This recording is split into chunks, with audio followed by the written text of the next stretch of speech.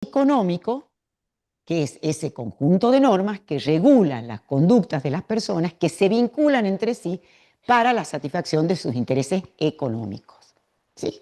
Todo lo demás los chicos de la tarde, ya lo hemos visto, lo van a ver después con el doctor Marcos Montali. Bueno, ¿qué vamos a ver hoy? Hoy vamos a ver la primera parte del Código Civil. Yo les dije a los chicos de la tarde que el libro de cabecera que ustedes tienen que tener es el Código Civil y Comercial, que rige desde el 2015. Tiene que ser un código como para atrás del 2015, del 2025, no más, porque las leyes se van permanentemente modificando. Entonces este código que se modificó, el Código Civil que teníamos en el 2015, tuvo reformas desde el 2015. Por eso, lo más viejo que ustedes pueden tener, 2025, a lo sumo 2024, pero siempre controlando que no haya alguna reforma en los articulados. Pero tienen que tener siempre el Código Civil y Comercial. En este tema, nosotros vamos a estudiar una de las fuentes del derecho, ¿sí? Que es el Código Civil y Comercial. Y del Código Civil y Comercial, en esta primera unidad, vamos a ver el título preliminar, que es el título con el que empieza el código, que antes del articulado, si se quiere, bueno, también ya tiene artículos, pero es como su palabra lo indica, un título preliminar en donde lo que se persigue es establecer pautas de orientación y de interpretación a todo el articulado que va a venir después. Por eso es que es bien importante entender lo que nos dice el título preliminar. Eso es lo que vamos a ver acá, que tratando de abstraer, digamos, los temas para que ustedes mañana puedan introducirse en la temática de lo que es el derecho, de sus clasificaciones y de todo lo demás que hemos visto con los chicos de la tarde. ¿Sí? Antes de empezar con el título preliminar, sí les quiero decir que para que ustedes, digamos, el derecho es una ciencia que forma parte de las ciencias que se dedican a la vida humana. El derecho, la idea de que ustedes vean las películas, las vieron a las películas, ¿no es cierto? Y han trabajado las películas, era que ustedes se den cuenta de que forma parte de nuestras vidas. Buscamos 4 películas que nos parecían a nosotros emblemáticas, en donde la idea era despertar en ustedes la motivación para que ustedes vean que es una cosa palpable el derecho, que la vivimos y que nos modifica nuestra vida privada. Fíjense, hemos fijado una película de época de Shakespeare, basada en un libro de Shakespeare, cómo les modifica la vida a esa gente en esa época, cómo establece todo un sistema de derecho que explica el derecho por el absurdo. Fíjense que esa es una obra de 1770 y ya estaba la comprensión del derecho, de la persona humana, todos los valores, ¿sí? Después películas como Her, por ejemplo, en donde que nosotros ahora lo vivimos, una película ya vieja, pero si se quiere con la inteligencia artificial nosotros recién la estamos viviendo, en donde interactuamos con la inteligencia artificial a tal punto que él llega a enamorarse de esa inteligencia artificial que no existía y existía solo en su mente y no puede él convertirla en persona. Fíjense cómo le modifica su vida, ¿sí? Después el insulto como un tema, bueno, de racismo, un tema histórico también, un tema de hablar despreciativamente con el otro y de hablar con desprecio por la nacionalidad del otro, termina siendo un problema nacional.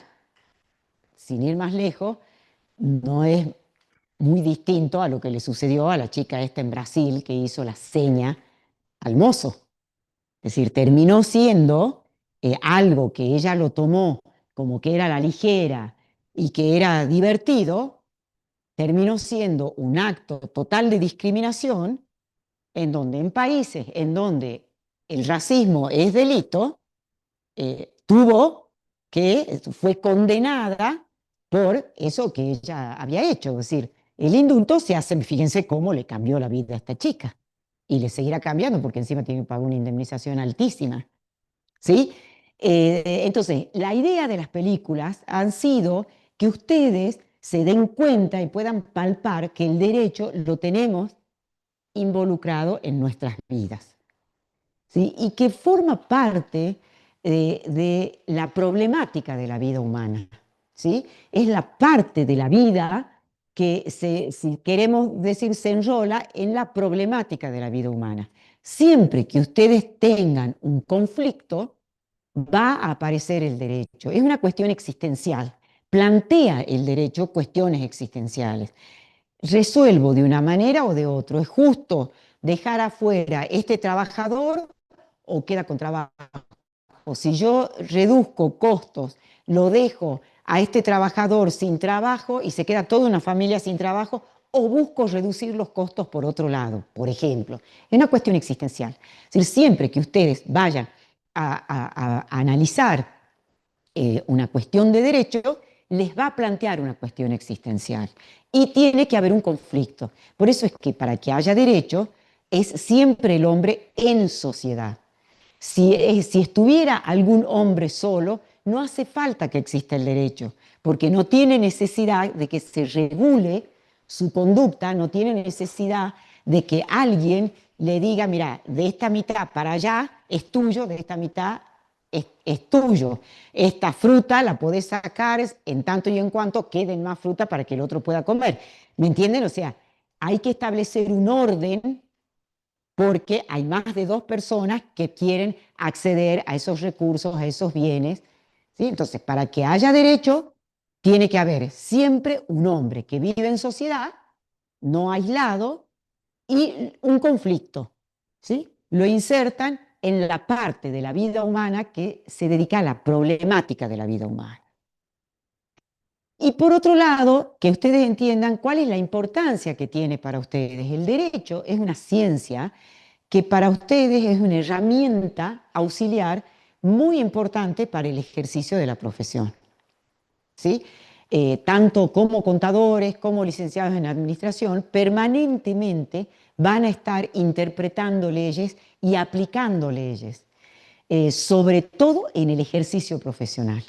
Entonces, acuérdense, si bien es una ciencia auxiliar y no es más importante que las ciencias contables, digamos, que son las ciencias económicas, que son el tronco central de la ciencia que ustedes estudian, sí, de las ciencias auxiliares es una de las más importantes, porque en el ejercicio profesional es una herramienta que la van a tener que acudir permanentemente.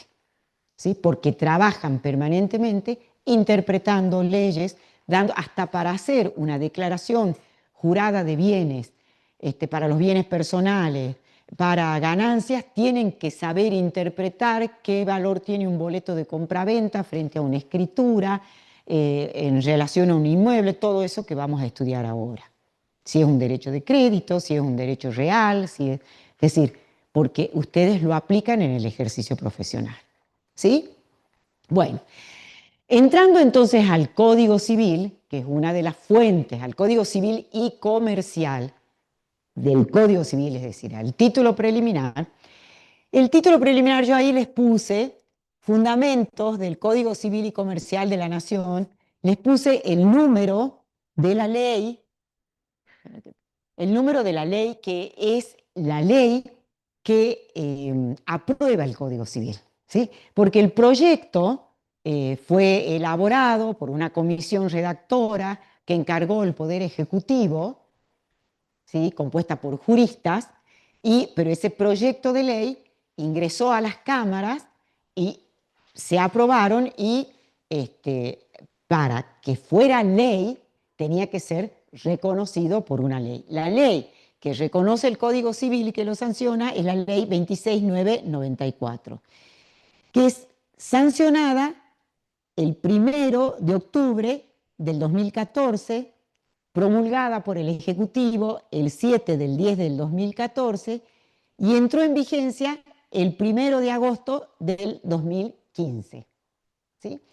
Para los chicos de la mañana, para que una ley sea vigente, eso lo van a ver mañana, tiene que tener esos tres momentos. Ser sancionada. ¿Quién les parece? ¿Cuál es el poder del Estado que sanciona las leyes? El poder, a ver, los de la mañana. ¿El poder qué? A ver, ¿cómo se dividen? Nosotros tenemos un sistema republicano de gobierno. ¿Cuáles son los poderes del Estado? Poder ejecutivo, legislativo y judicial. Perfecto, muy bien. ¿De dónde me sale la voz? Muy bien. ¿Cuál les parece que es el poder que sanciona las leyes? El El poder, legislativo. perfecto, es el poder legislativo, ¿sí? Tiene como función primordial sancionar las leyes. El poder ejecutivo, ¿qué función tiene? ¿Qué hace el poder ejecutivo? ¿Quién es el poder ejecutivo? A ver, en la nación, ¿quién es el poder ejecutivo? El El presidente. ¿Qué hace presidente. el presidente? Poder ejecutivo. Eje, ejecuta el gobierno, administra el Ejecuta gobierno, las leyes. ejecuta, ejecuta los actos de gobierno conforme a las leyes. ¿Sí? Así tiene que ser. Conforme, no es que ejecuta solamente las leyes, sino ejecuta los actos de gobierno conforme a las leyes. ¿Y el Poder Judicial qué hace? ¿Cuál es su función primordial? ¿Qué? Hace cumplir las leyes, las interpreta las leyes, las aplica a las leyes, ¿sí? Dicta, ¿a través de qué? Del dictado de sentencias. Entonces, cada poder del Estado tiene una función primordial. Sin embargo, como es un sistema representativo, republicano, participan cada uno, si bien no se pueden inmiscuir en la función de cada uno, ¿qué quiere decir? Que el Poder Ejecutivo no puede dictar una sentencia, el Poder Ejecutivo no puede dictar una ley, ya vamos a hablar de eso, no lo puede hacer, o a la vez el Poder Legislativo no puede ejecutar los actos de gobierno que tiene el Poder Ejecutivo, ¿sí? Son facultades que están bien delimitadas. Participa en algunos casos el Poder Ejecutivo en ese proceso de formación de la ley. No en algunos casos, siempre. Participa en la última parte del proceso de elaboración de la ley. Para que una ley entre en vigencia y esté terminada y sea ley, tiene que tener estos tres momentos. Ser sancionada, ser promulgada por el Poder Ejecutivo y ser publicada. Recién ahí entra en vigencia. ¿Sí? Entonces la sanciona el Congreso de la Nación o en la provincia el Poder Legislativo, la promulga el Poder Ejecutivo con un decreto que dicta el Poder Ejecutivo, en donde puede aprobarla si la promulgación es expresa, si no dice nada a los 10 días de su publicación se le entiende promulgada, o bien puede vetarla. ¿Sí? Esa es la parte en donde el Poder Ejecutivo participa en ese proceso. Si la promulga, después se tiene que publicar.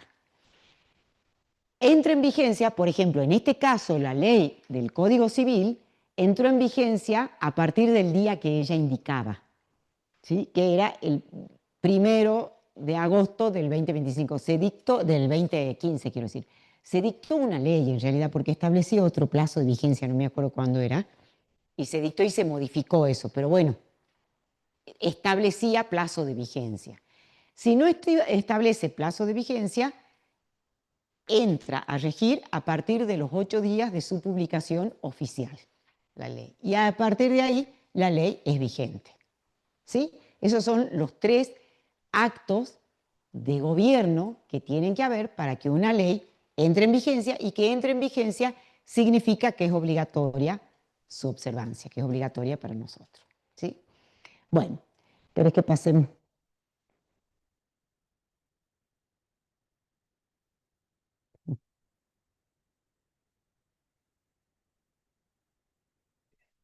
¿Eh?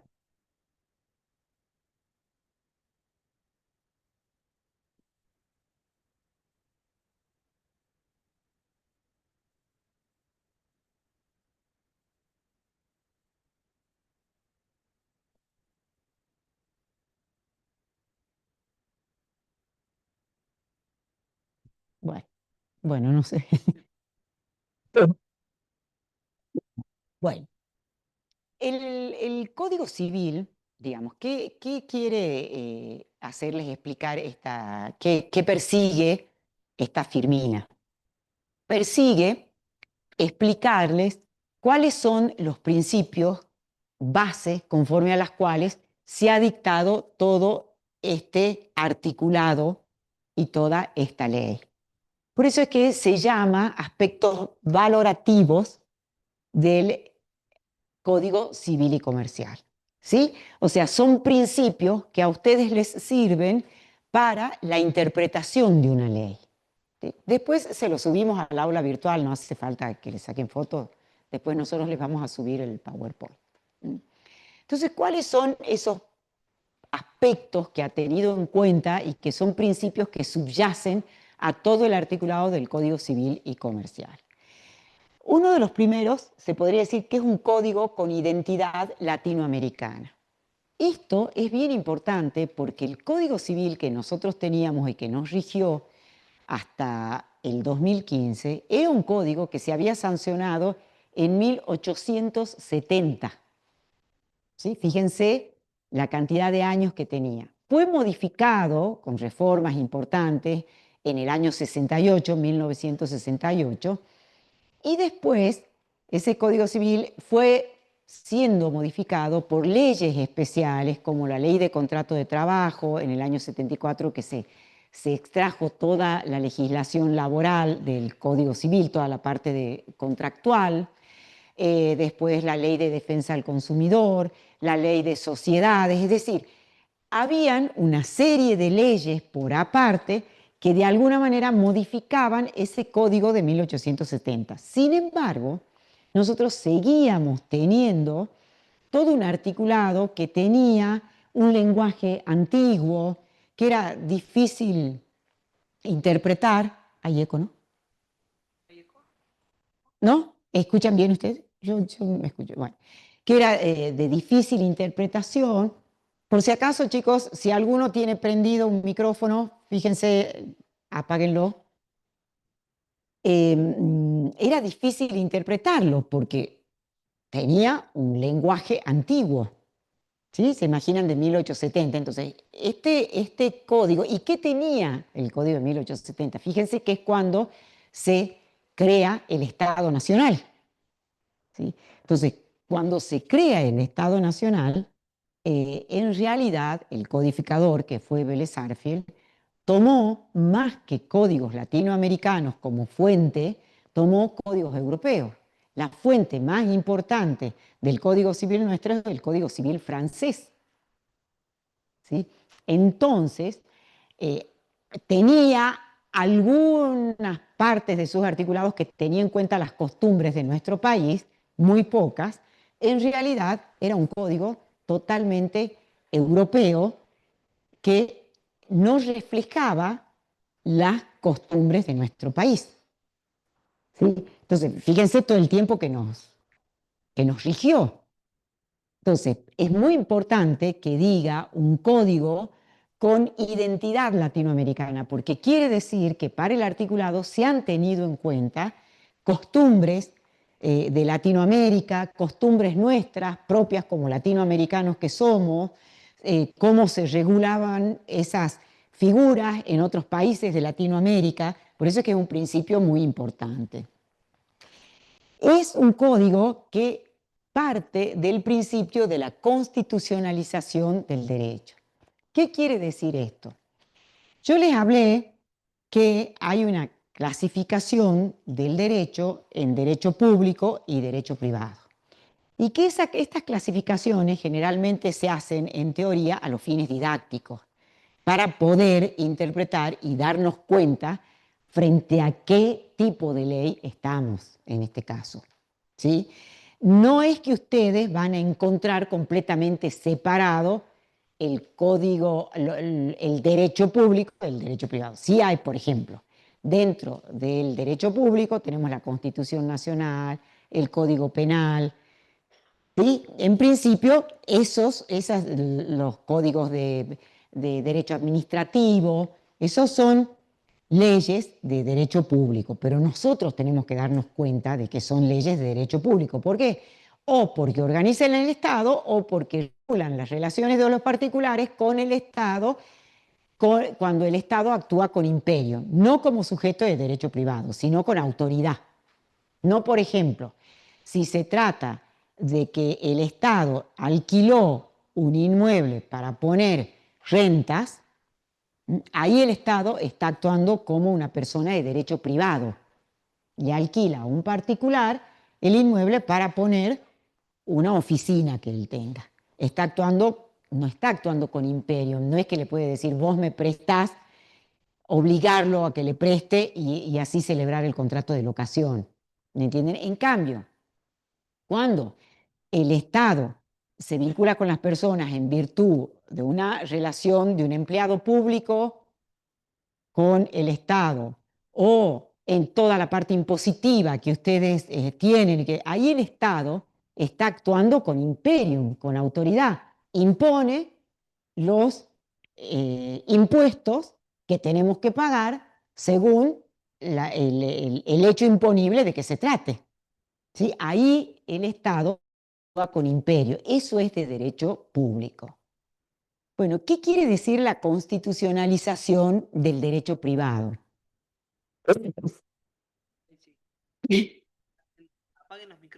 Apaguen los micrófonos, chicos.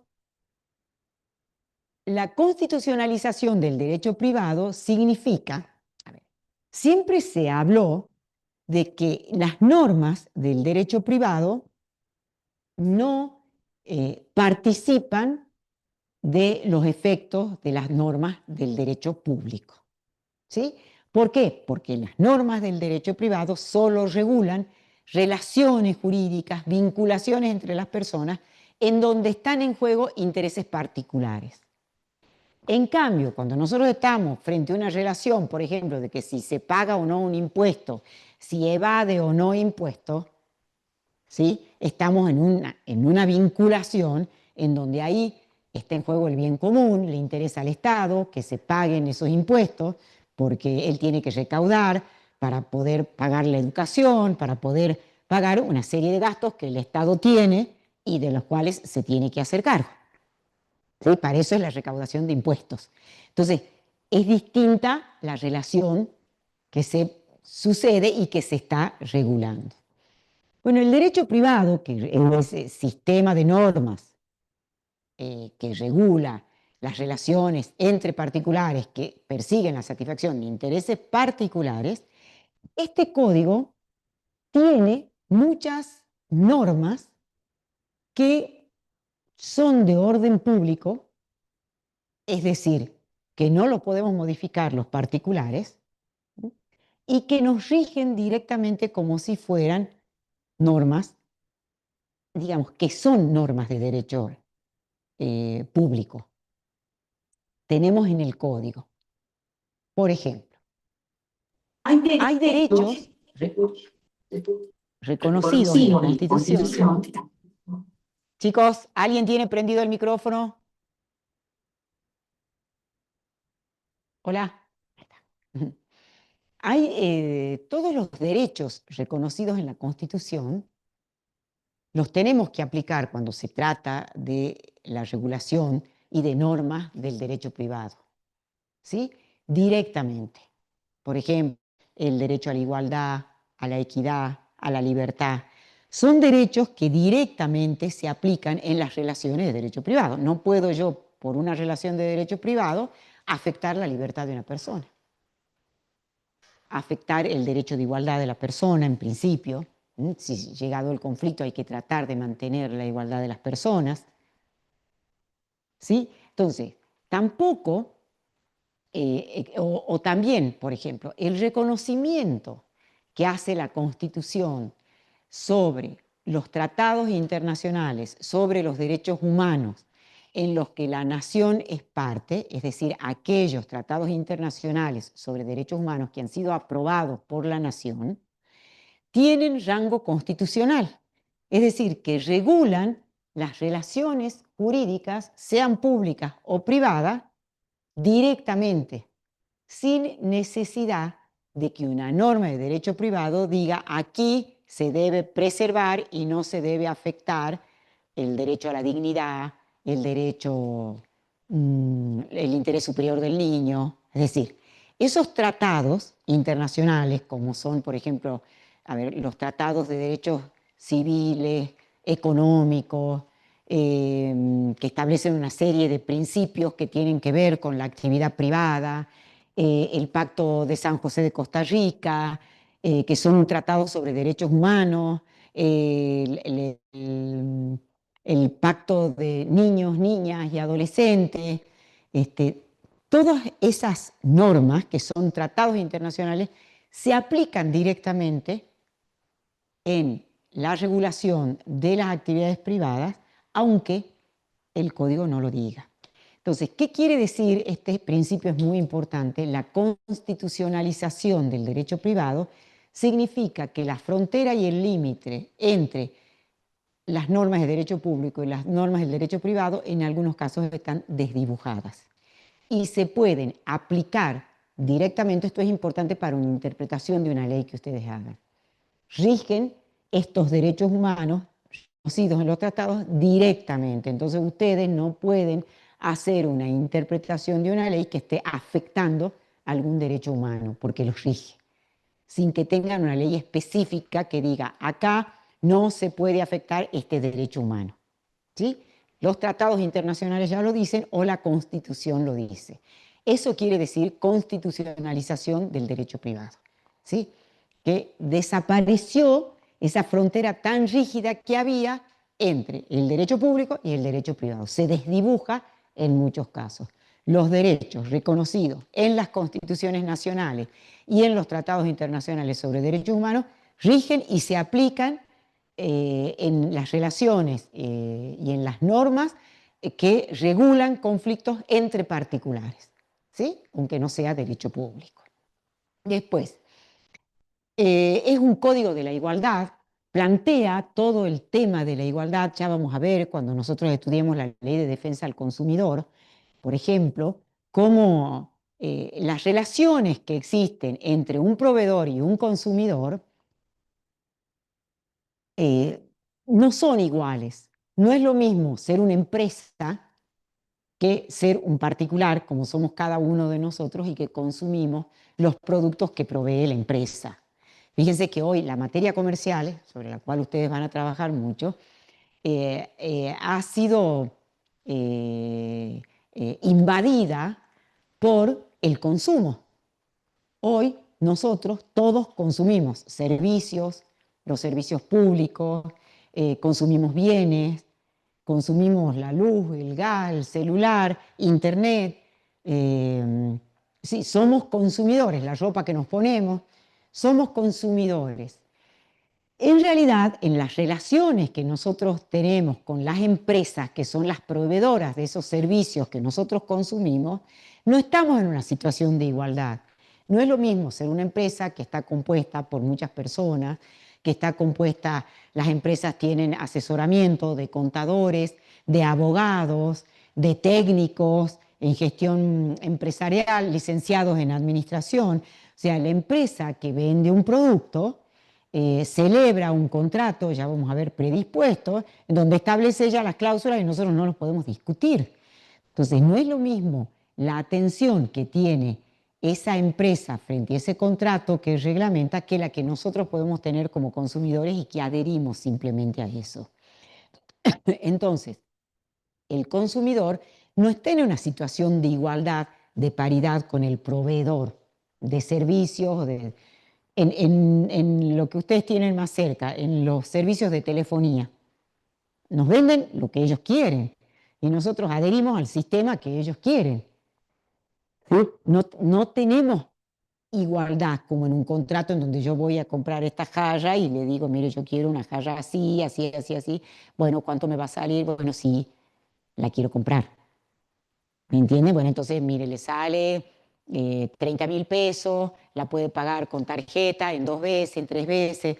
Es decir, esa es la discusión de las cláusulas contractuales. En cambio, en el consumo no hay discusión de cláusulas contractuales. Entonces, no hay igualdad. Bueno, este código, ya vamos a ver cuando estudiemos el consumo y las tratativas y las prohibiciones que establece, lo que persigue es equiparar la igualdad. Parte de la idea de no de una igualdad que no es formal, sino para que exista la igualdad hay que, muchas veces dicen algunos autores que la igualdad es el arte de encontrar la diferencia. Es decir, en la diferencia hay que tratar de mantener la igualdad. ¿Sí? Si se plantea una igualdad, es una igualdad de los iguales, no una igualdad de quienes no somos iguales. Ese es el tipo de igualdad que plantea, es una nueva forma de igualdad. Por supuesto que todos somos iguales ante la ley, de eso que todos somos las personas humanas, somos todos iguales como persona humana. Ahora, en concreto, cuando estamos frente a un conflicto, hay que ver qué tipo de diferencias tenemos, porque no es verdad que todos somos iguales, no podemos no ser iguales jurídicamente, podemos no ser iguales económicamente, podemos no ser iguales culturalmente, nosotros somos una sociedad, fundamentalmente Jujuy, que somos intercultural, digamos, nosotros tenemos comunidades indígenas, tenemos mucha gente de frontera, somos una sociedad de paso, bueno, es eso que nos identifica como tal, hace que nosotros seamos muy diversos. Bueno, todo eso se persigue con las normas de este código. Plantea un principio, un código basado en un paradigma no discriminatorio, establece normas en las que prohíbe la discriminación en razón de la nacionalidad, del sexo, de la religión, de la edad, ¿sí? Eso se refiere. Es un código que habla de dos clases de derechos. Fíjense que antes, digamos, de dos géneros, si se quiere, de derechos. Antes, los códigos civiles y comerciales, porque estaban separados, hablaban de los derechos individuales. No había el reconocimiento de derechos colectivos. Hoy, con la irrupción de toda la cuestión ambiental, ¿sí?, han aparecido, además de los derechos individuales, los derechos colectivos, esos derechos que nos pertenecen a cada uno de nosotros y también a todos. ¿Sí? Hay derechos que capaz que no nos pertenecen a ninguno de nosotros, sino siempre a todos dentro de esos derechos colectivos. Han aparecido también el reconocimiento de la propiedad comunitaria de los pueblos indígenas que ancestralmente poseen, que vienen tradicionalmente poseyendo esas tierras. Son derechos colectivos, derechos comunitarios, que en los dos códigos civiles, civil y comercial que teníamos, solamente existía el reconocimiento de los derechos individuales. ¿Por qué era eso también? Porque la fuente más directa nuestra era el Código Civil francés. Y el Código Civil francés se dicta después de la Revolución Francesa, que la Revolución Francesa, que fue un avance histórico importantísimo en el mundo, los principios de la Revolución Francesa eran la igualdad, la libertad y la fraternidad. Y ahí, ¿hay retorno? Ay, sí. ¿Ustedes me sienten bien? Sí. No sé, yo sí, a ver, ¿dónde lo ponemos? Bueno. Chicos, si alguno tiene prendido, por favor, porque a mí me aturde un poquito. El Código Civil francés, dentro de estos principios de la libertad, la igualdad y la fraternidad, eh, surgen como una contrapartida al sistema feudal de gobierno. ¿Se acuerdan? El feudalismo existía. El rey, que tenía el poder absoluto, era la época del absolutismo, y los nobles, que eran los señores feudales, que eran los dueños de los castillos, y el resto de la población pertenecía a ese señor feudal, que eran los siervos de la gleba, que pertenecían a él los podía vender, la tierra y los castillos eran de él, no eran de aquellos que trabajaban para él.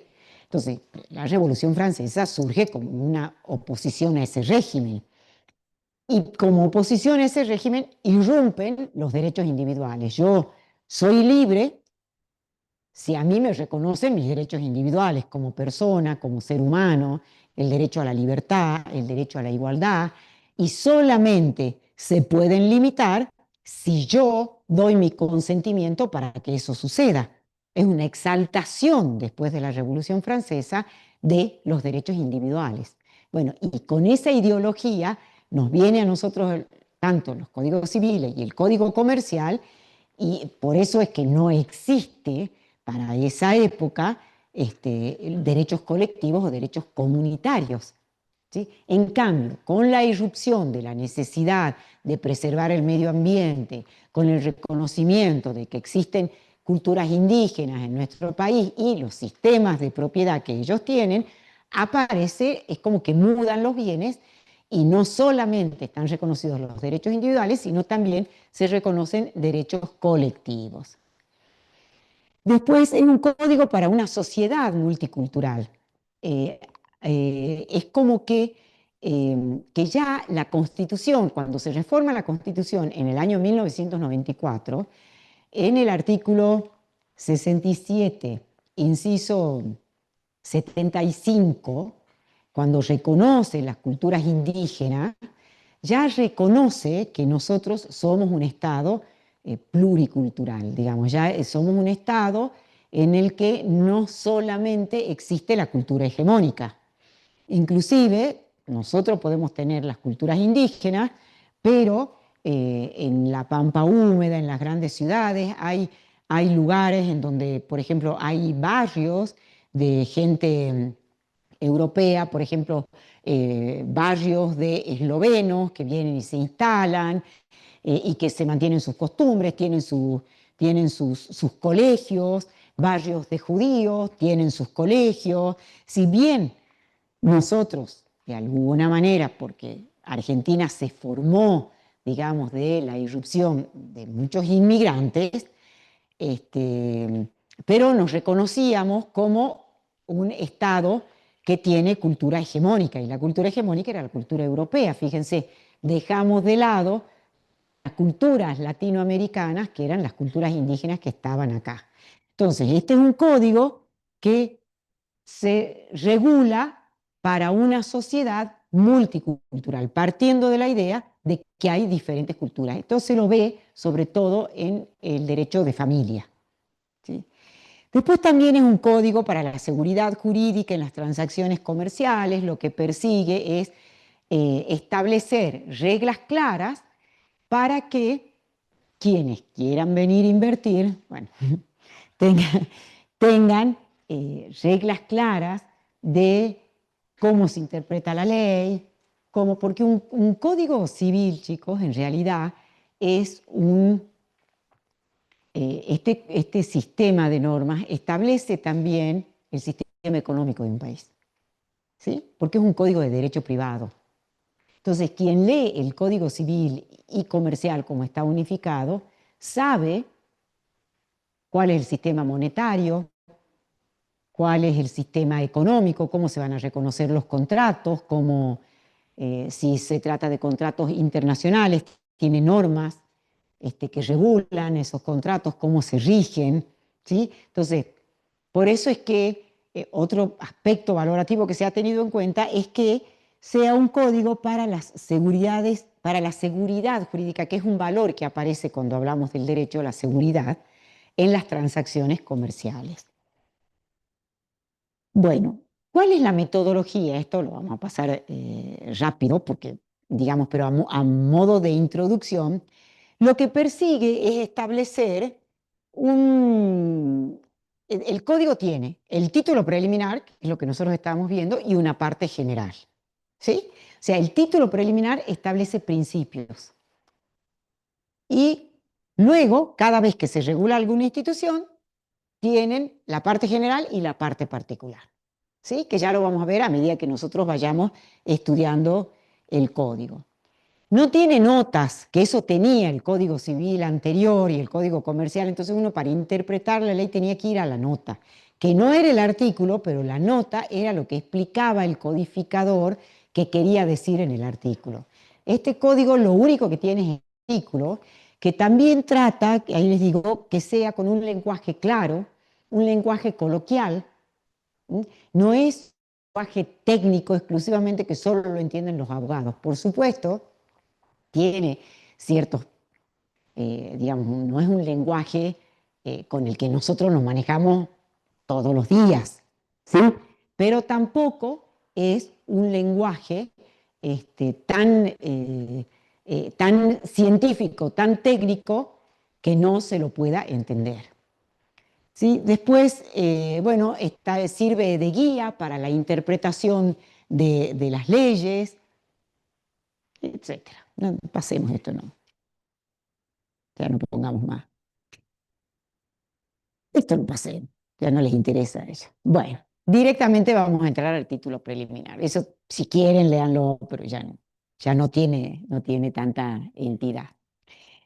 ¿De qué trata el título preliminar? Podemos decir que el título preliminar tiene 4 capítulos, ¿sí?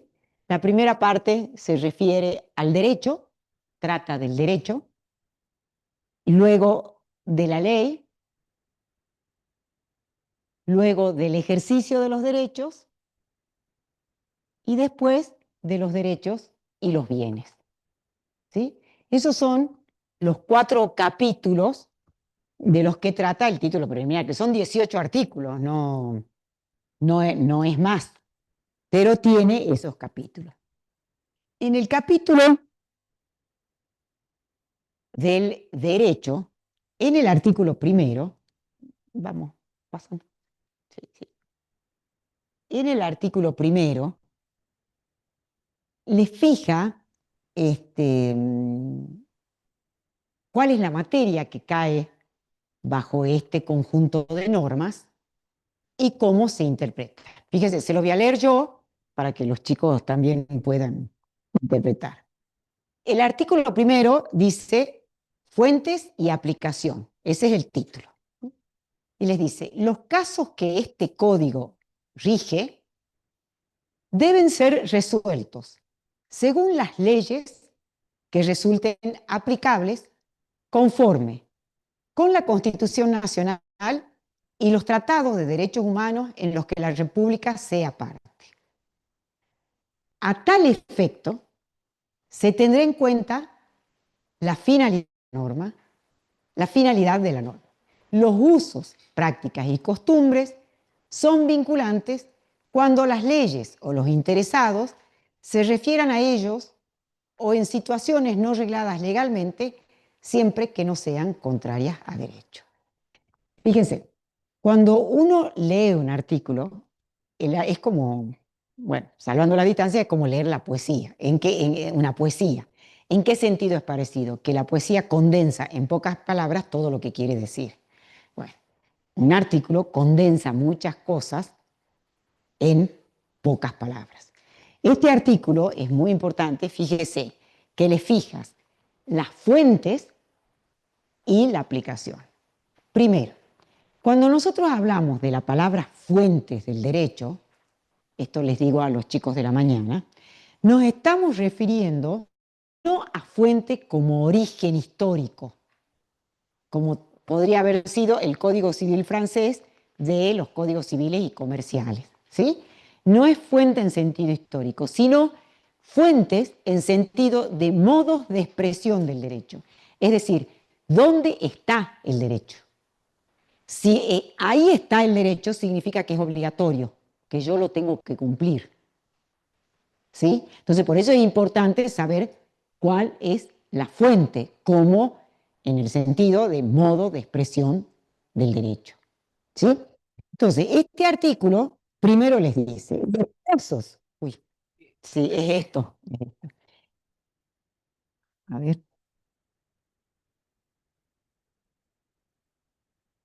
sí, es esto, chicos.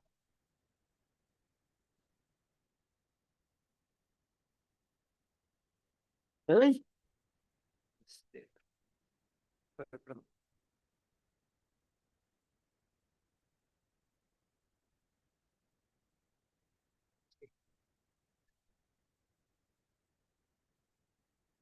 Hola, hola. ¿Me escuchan?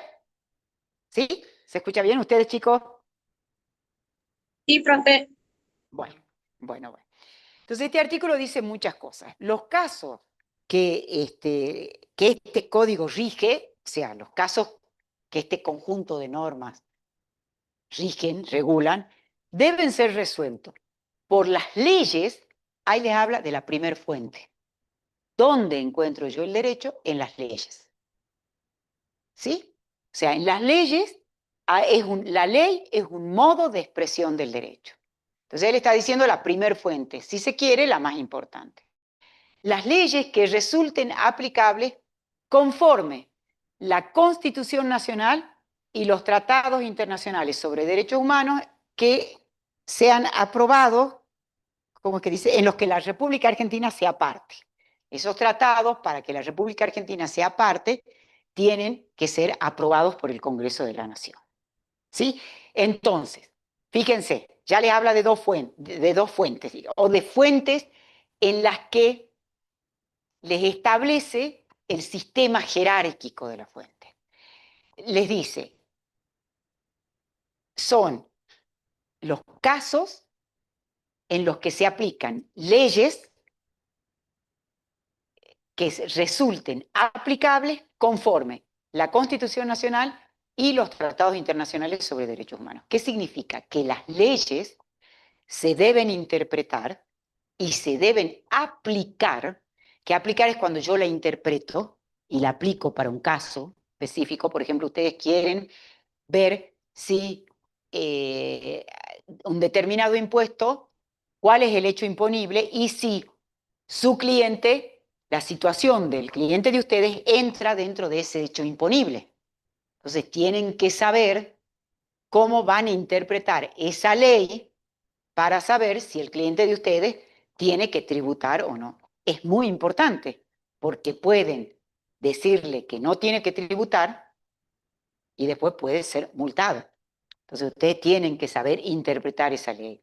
Y para interpretarla y aplicarla tienen que tener en cuenta la Constitución Nacional y los tratados internacionales sobre derechos humanos. No lo pueden interpretar de tal manera que le afecte tanto la actividad al cliente de ustedes que no pueda ejercer su actividad comercial, porque él por los tratados tiene derecho a ejercer una industria lícita, a trabajar, a comerciar. ¿Me entienden? No pueden interpretarlo de tal manera que, que esté cerrando el objetivo que perseguía esa ley. ¿Sí? Por eso es que tienen que tener en cuenta lo que la Constitución y los tratados internacionales sobre derechos humanos les parece. Y les dice, a tal efecto se deberá tener en cuenta su finalidad. Y es esto que les estoy diciendo. O sea, cuando uno va a aplicar una ley, tiene que darse cuenta cuál es la finalidad.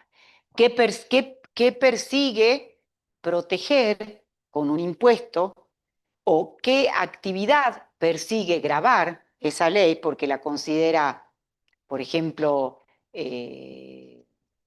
altamente contaminante, supongamos un impuesto alto que ponga a una empresa porque la considera altamente contaminante, entonces lo que quiere de alguna manera es disuadir determinadas actividades contaminantes, ¿sí? O sea, ustedes tienen que leer la ley que reconoce ese impuesto para encontrarle la finalidad. Entonces ya tienen como interpretación la Constitución Nacional, los tratados internacionales, la finalidad perseguida por la ley. Y después les dice, los usos, las prácticas y las costumbres son vinculantes. Quiere decir que son obligatorias. Quiere decir que son fuente del derecho, en ese sentido que hemos hablado, como modo de expresión del derecho, cuando les dice, las leyes o los interesados se refieren a ellos. Por ejemplo, hay muchos contratos que celebran, por ejemplo, los tabacaleros, acá nosotros en la provincia, en donde ellos se refieren a cómo es la práctica de celebrar ciertos contratos de arriendo, en donde el precio se fija de acuerdo de los kilos de tabaco que se entregan, o de la cantidad de caña de azúcar que se entrega también, ¿me entienden? Entonces, cuando los particulares se refieren a ellos, esa costumbre va a ser vinculante, va a ser obligatoria. O una ley que dice, dependerá según las costumbres del lugar, muchas veces en los contratos de compra-venta, las leyes se refieren a ellos, en situaciones no regladas legalmente, es decir, cuando hay lo que se llama lagunas del derecho, cuando se trata de cuestiones que no tienen una regulación legal. Por ejemplo, la propiedad comunitaria de los pueblos indígenas, la regulación legal que tiene es la regulación que surge del artículo 65, inciso 17, en donde reconoce la propiedad comunitaria, reconoce el derecho que tienen los pueblos indígenas al reconocimiento de sus lenguas, a la educación bilingüe, etcétera, a que les entreguen las tierras aptas, etcétera, pero no existe una regulación legal sobre lo que es la propiedad comunitaria. Esa regulación legal la fijan las costumbres de los pueblos. Va a depender de la comunidad de que se trata y ellos establecen normas, que son normas consuetudinarias, que puede ser normas eh, escritas o bien pueden ser normas orales, digamos, no escritas, pero son consuetudinarias. Bueno, ahí aparece la costumbre, o sea, eso es lo que se llaman las lagunas del derecho. Y en ningún caso, les dice, puede ser la costumbre fuente del derecho contraria a la ley. ¿Sí? O sea, cuando la costumbre sea en contra de la ley, no puede ser fuente del derecho. Bueno, es complejo esto, porque muchas veces se plantea en las cuestiones atravesadas en los conflictos culturales, muchas veces se plantea, sobre todo en cuestiones de delitos penales, el desconocimiento de la ley, porque las personas que pertenecen a estas comunidades indígenas no manejan el lenguaje, son quechua parlantes, son o guaraní parlantes, o huichí parlantes. Entonces muchas veces tienen prácticas y costumbres ancestrales que no entendieron la criminalidad del acto, es decir, que están cometiendo. Bueno, ahí se plantea esto de que la costumbre en ningún caso va a ser fuente del derecho si se opone a la ley. Bueno, habrá que ver cómo se puede regular eso, cómo se puede resolver ese conflicto, tal vez morigerando un poco la pena, disminuyendo un poco la pena, si esta persona cometió un delito para la ley penal que dentro de su comunidad no era delito. Habrá que ver, digamos, cómo se resuelven las cuestiones culturales. Pero lo cierto es que eh, no, para que la costumbre sea fuente del derecho, no puede ser contraria a la ley. ¿Sí? Después, también les nombra otras fuentes del derecho. Yo ahí les puse la jurisprudencia y, bueno, los usos y prácticas. La jurisprudencia estaba puesto en el Código Civil y después en el proyecto de Código Civil y después cuando fue a las comisiones y sobre todo cuando volvió para promulgarla por el Poder Ejecutivo, sacaron la jurisprudencia como fuente del derecho. ¿Qué es la jurisprudencia? La jurisprudencia son los fallos de los jueces. ¿Sí? Son las sentencias de los jueces cuando ellos de determinados casos especiales o determinados casos que después van a venir muchos parecidos, por ejemplo, en los sistemas que son anglosajones, que tienen su fuente insular, como que viene de Inglaterra, como es Estados Unidos, la jurisprudencia es fuente del derecho. No existen codificaciones como en el sistema nuestro que tenemos las leyes que se dictan, sino que los casos de los jueces son los que determinan la norma.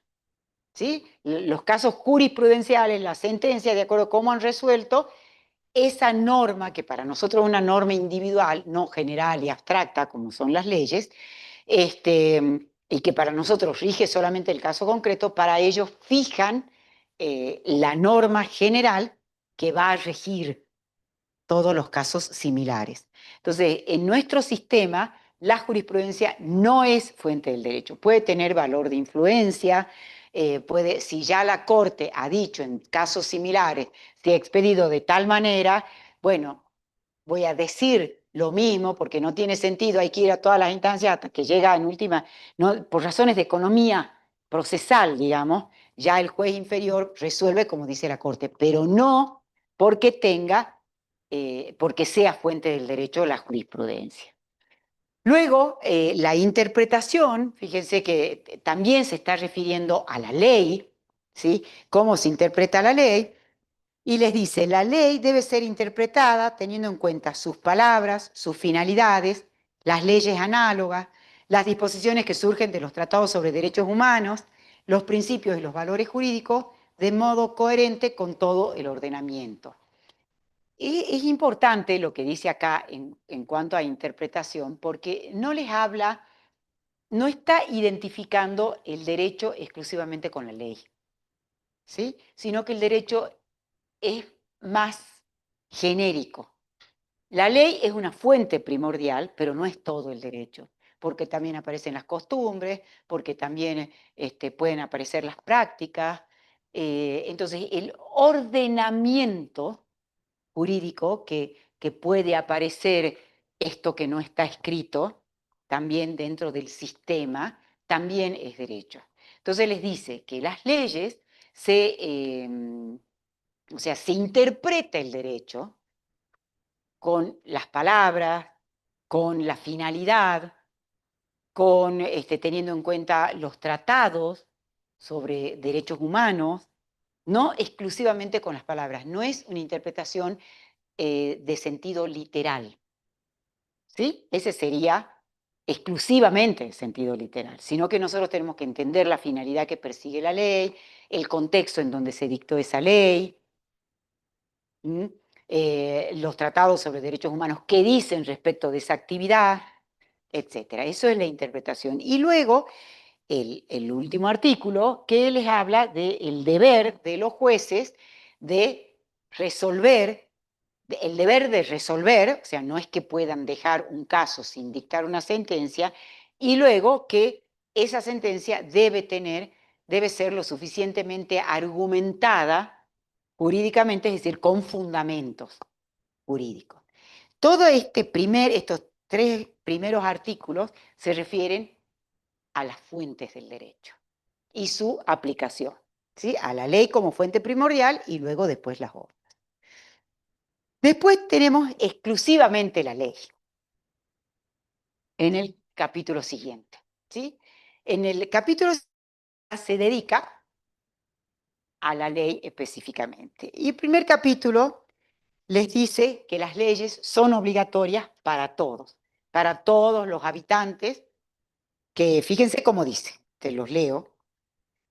Las leyes son obligatorias para todos los que habitan el territorio de la República, sean ciudadanos o extranjeros, residentes, domiciliados o transeúntes, sin perjuicio de lo dispuesto en leyes especiales. Por supuesto, las leyes especiales pueden regular, qué sé yo, el otorgamiento de la documentación, la naturalización, etcétera.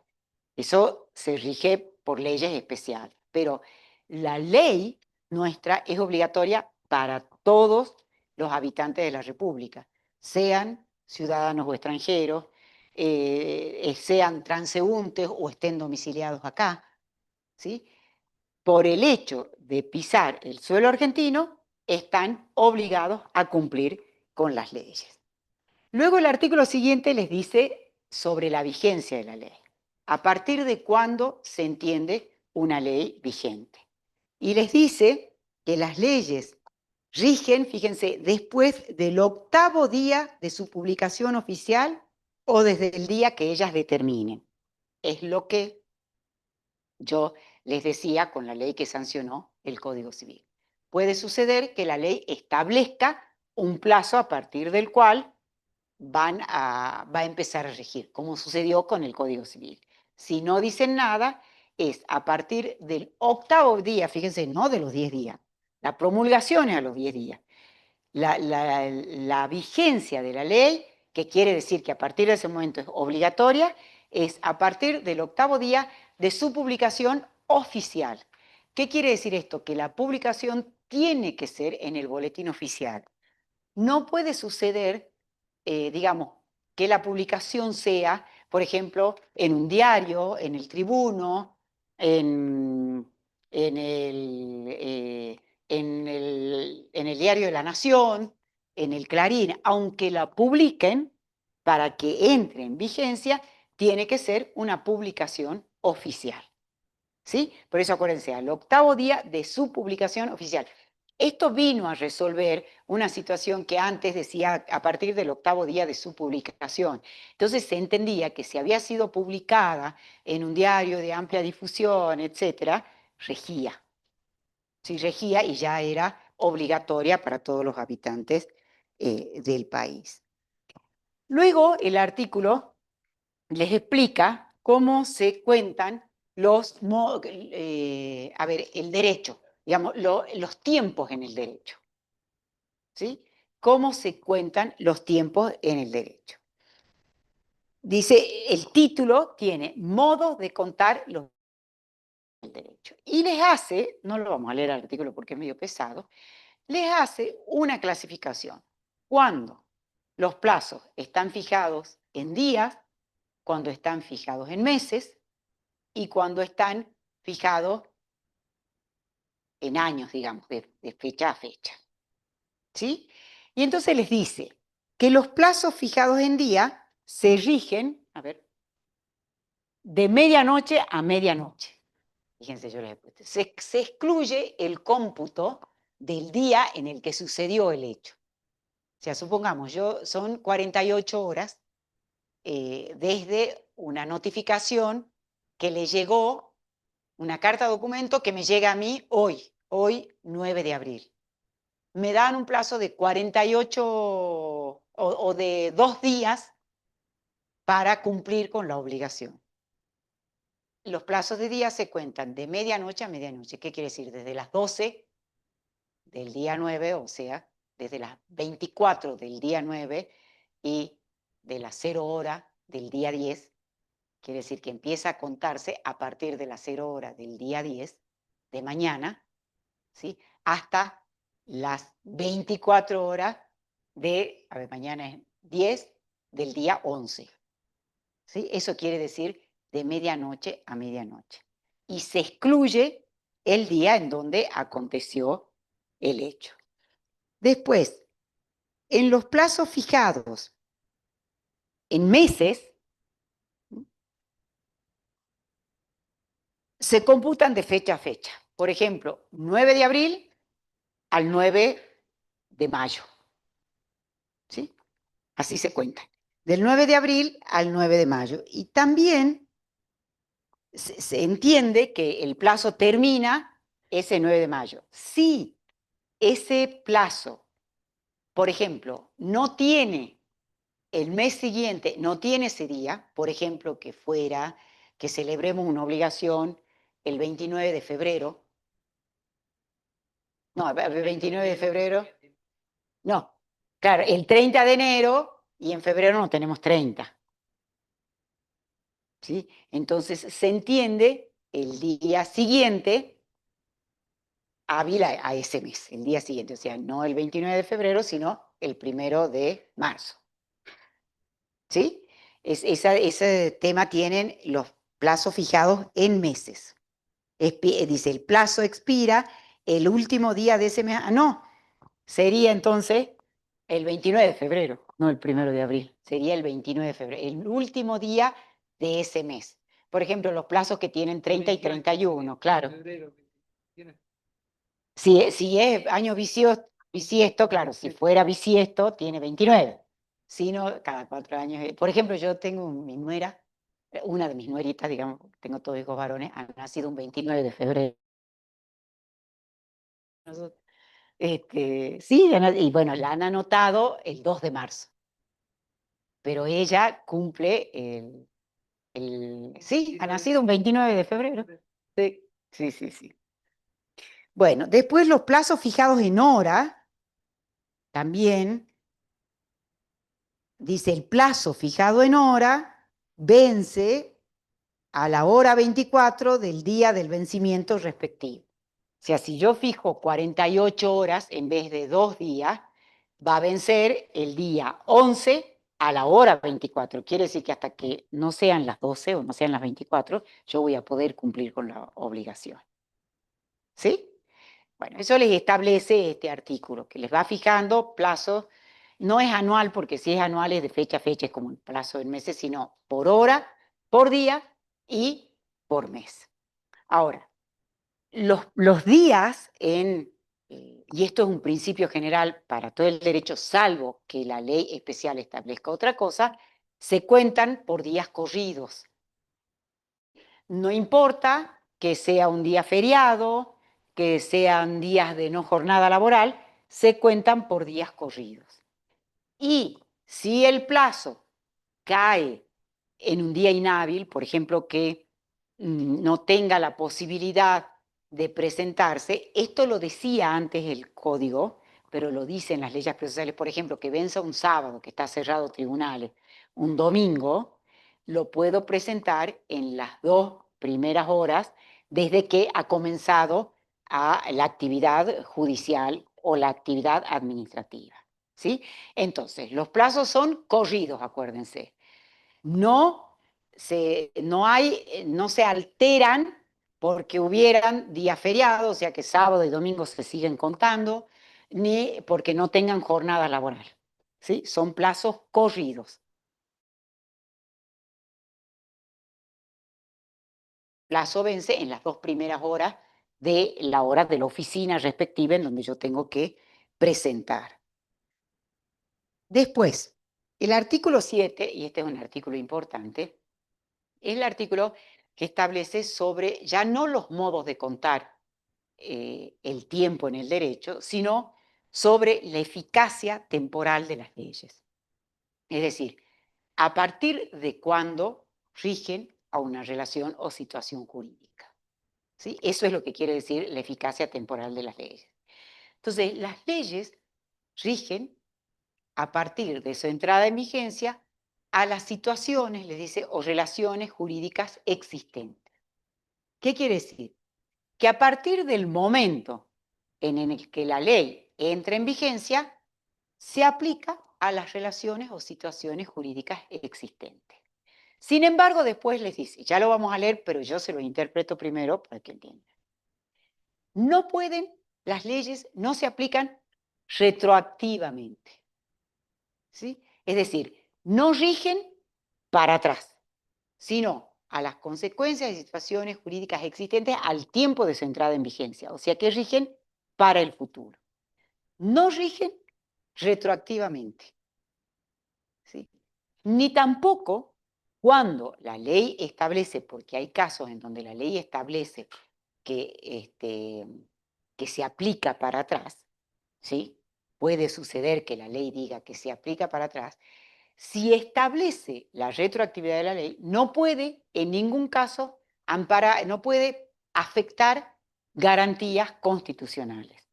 O sea, por ejemplo, si yo hice un pago conforme a la ley que estaba vigente al momento, si después cambia la moneda, si después se devalúa, ese pago que yo hice, el pago quedó extinguido y cancelado. No puede, aunque se haya modificado la moneda, no, vos me tenías que pagar en dólares o me tenías que pagar a este valor porque el dólar se cotizaba de este valor, ¿me entienden? Eso es lo que quiere decir, que si establecen la retroactividad, no pueden afectar derechos amparados por garantías constitucionales. Y después les dice, las leyes supletorias no se aplican a los contratos en curso de ejecución, salvo la ley de defensa del consumidor que establezca principios que beneficien al consumidor. ¿Sí? Entonces, las leyes supletorias son, en materia de contratos, que es lo que ya vamos a ver nosotros, muchas de las normas que establecen este articulado, por ejemplo, en un contrato de compra-venta, en un contrato de locación, son leyes supletorias. ¿Qué quiere decir una clasificación de las leyes? Que quiere decir que estas leyes rigen y regulan si las partes no previeron una cosa distinta. Si las partes en el contrato previeron una cosa distinta, se aplica lo que ellos han previsto en el contrato. Siempre, por supuesto, que no sea contrario a la moral y a las buenas costumbres, o que no sea un ilícito. Pero son leyes que reemplazan, por eso la palabra supletoria, a la voluntad de las partes. Si la voluntad de las partes nada dice, rige lo que dice el código. Pueden las partes dejarlas sin efecto. También es decir, en este caso no se va a regular como dice el artículo tal y tal, ¿sí? Porque son leyes supletorias. Las leyes supletorias por oposición a las leyes de orden público o las leyes dispositivas, que son leyes a las cuales nosotros, los particulares, no las podemos dejar de lado. Nunca. O sea, nos rigen y tienen en cuenta principios que el Estado considera fundamentales para la organización de nuestra sociedad. Y por lo tanto, no las podemos dejar de lado. Por ejemplo, una sociedad cooperativa no se puede convertir en una sociedad anónima. ¿Sí? Es una ley de orden público. Las leyes que regulan el derecho de familia, por lo general, son leyes de orden público. Muy pocas son leyes supletorias, muy pocas. La mayoría son leyes de orden público. ¿Sí? Salvo todo lo que tenga que ver con el régimen patrimonial de bienes y los arreglos que ellos puedan hacer, pero tampoco, si se optó por el sistema de separación de bienes, se tiene que respetar el sistema de separación de bienes. ¿Sí? Esas son las leyes dispositivas. Entonces lo que les dice es que las leyes supletorias no se aplican a los contratos en curso de ejecución. O sea, si el contrato estaba en curso de ejecución, que es una relación existente al tiempo de la entrada en vigencia, no se modifica, sigue como estaba previsto el contrato, salvo que se trate de un contrato de consumo que esté dentro de las leyes de consumo y que establezcan principios que son más beneficiosos para el consumidor. Ahí la ley está tratando de equiparar una desigualdad que existe. ¿Sí? Y después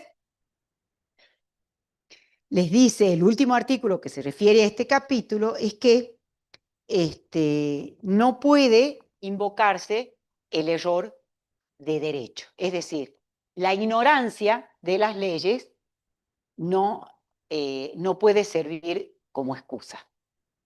Al derecho se lo presume conocido por todos. ¿Sí? Aunque no lo conozcamos, una vez que una ley entró en vigencia, una vez que se publicó, aunque nosotros no sepamos, no podemos decir, ah, no, yo no sabía que tenía que tributar de esa manera. Yo no sabía que esto era contrabando y que no se podía vender esa mercadería. ¿Sí? Eso es lo que quiere decir que no se puede, la ignorancia de las leyes no sirve de excusa para su cumplimiento. No puedo decir, ah, no, yo no sabía y por lo tanto no la cumplí.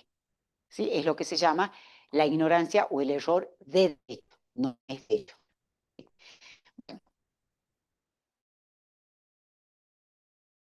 Al ejercicio del derecho. ¿Se acuerdan que yo les había dicho que eran 4 capítulos del ejercicio de los derechos? Este capítulo también es importante y establece pautas de interpretación. El artículo 10 se refiere a la buena fe y les dice que los derechos deben ser ejercidos de buena fe. ¿Qué quiere decir la buena fe? La buena fe es es un estándar jurídico de conducta en el que lo que se trata de hacer es que sea un parámetro de una persona leal, proba, honesta. Se supone que nosotros ejercemos nuestros derechos eh, honestamente, con lealtad. ¿Sí? No, no ejercemos los derechos para perjudicar al tercero. Entonces, por eso es que dice, el ejercicio de los derechos debe ser de buena fe. Por buena fe podemos encontrar la buena fe lealtad, la que yo voy a ser coherente, si yo genero en el otro una expectativa de que voy a actuar de determinada manera, tengo que actuar de esa manera, no irrumpir introspectivamente un contrato, por ejemplo, o si el otro en las tratativas me reveló una serie de conocimientos que hacen a la organización de su empresa, no puedo yo estar divulgándolos. ¿Sí? Eso es el ejercicio de los derechos de buena fe. ¿Sí? Si yo soy acreedor, no puedo pretender que el deudor me pague a las 12 de la noche. Se supone que me va a pagar en un horario comercial, en un horario razonable. Si hace falta que yo colabore, tengo que colaborar. ¿Sí? Esa es la buena fe, lealtad. Y también puede ser la buena fe, cuando, como un estándar jurídico, por ejemplo, como cuando yo actúo como un buen padre de familia, un buen hombre de negocios. ¿Sí? O sea, un buen hombre de negocio, una persona leal, que no va, no va a difundir lo que yo le estoy contando, no me va a sacar información para después introspectivamente resolver las relaciones, la negociación y aplicarlo en su empresa. Si lo hace, ocasiona daño. ¿Sí? Entonces, como buena fe creencia, yo me creo, también puede ser, me creo en un lugar y en realidad no era, yo me creía heredero y no era, porque resulta que después no soy hijo de esa persona muerta. ¿Sí? Eso es la buena fe. No tenemos un reconocimiento, la buena fe es tanto, no lo dice, porque este código tampoco tiene definiciones, pero eso es lo que se entiende por buena fe. Entonces, los derechos deben ser ejercidos de buena fe. ¿Sí? El artículo 10 les habla del abuso del derecho. El abuso del derecho, es decir, yo no puedo ejercer mi derecho abusando de mi derecho. Tiene que ver con la buena fe. Es decir, abusar del derecho es cuando yo tengo el derecho reconocido, pero en realidad lo utilizo contrariando los fines que la ley tuvo en mira al reconocerlo. Por ejemplo, yo soy deudor, ¿sí? Tengo un acreedor. Eh, el acreedor, esto que les contaba, pretende, me dice que no cumplí porque él me esperó a las 12 de la noche en su casa y yo no llegué. Y las 12 de la noche no es razonable ir a pagar. ¿Sí? Ahí ese acreedor que tiene derecho a que le paguen, está abusando de su derecho. Tiene el derecho, pero abusa de él. ¿Sí? Fíjense cómo dice el artículo. Dice, se titula abuso del derecho. El ejercicio regular de un derecho propio o el cumplimiento de una obligación legal no puede constituir como ilícito ningún acto. O sea, que ahí está el principio general. El ejercicio regular de un derecho no puede, o sea, cuando yo lo ejerzo bien, no constituye ningún ilícito. ¿Sí? O sea que los derechos deben ejercerse conforme a un ejercicio regular. Ese es el principio que sienta acá. La ley no ampara el ejercicio abusivo de los derechos. ¿Sí? Otro principio. Se considera tal el que contraríe los fines del ordenamiento jurídico o el que excede los límites impuestos por la buena fe, la moral y las buenas costumbres. Fíjense que ahí de alguna manera nos dice, ¿qué considera por abuso del derecho?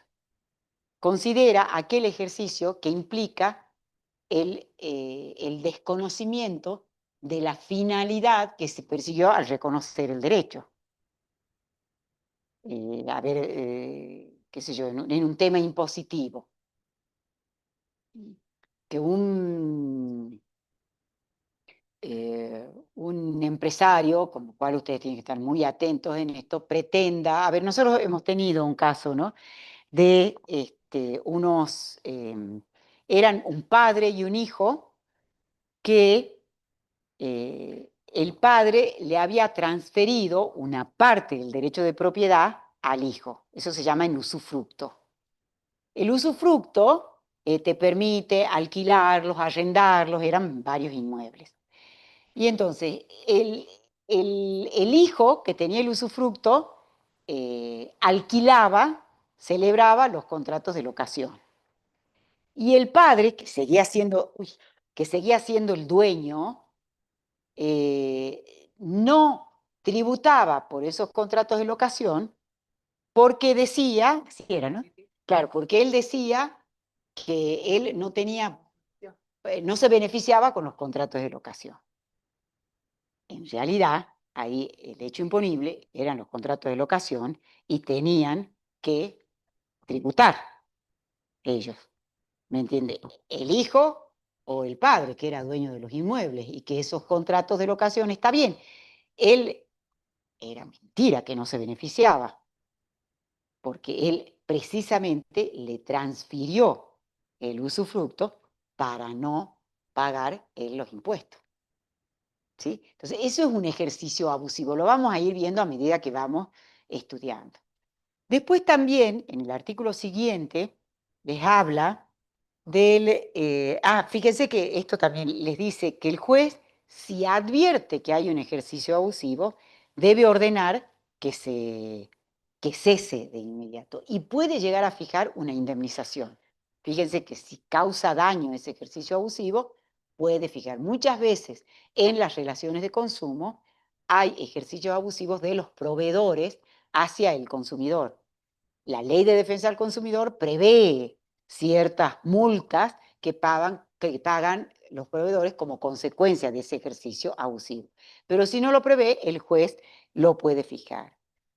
Luego el artículo siguiente les habla del abuso de la posición dominante, que es en el mercado, ¿sí? Es una disposición que establece que tampoco quien ocupa en el mercado una posición dominante no puede ejercerlo abusivamente ese lugar. Por ejemplo, la Coca-Cola, que bueno, cada vez es menos, digamos, su posición dominante porque está la Pepsi y otras bebidas. Sin embargo, la Coca-Cola es la Coca-Cola, ¿no?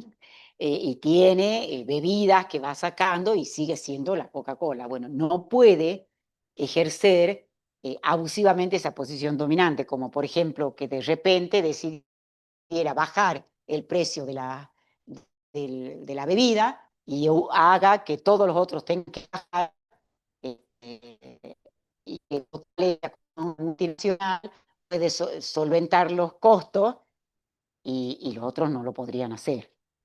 ¿Entiendes? Eso sería un abuso de la posición dominante. O a la inversa, que suba tanto los precios que las otras bebidas tengan que subir y hagan que la Coca-Cola se siga comprando, porque es la Coca-Cola, y las otras bebidas no se van a comprar. ¿Sí? Eso sería un ejercicio abusivo de la posición dominante.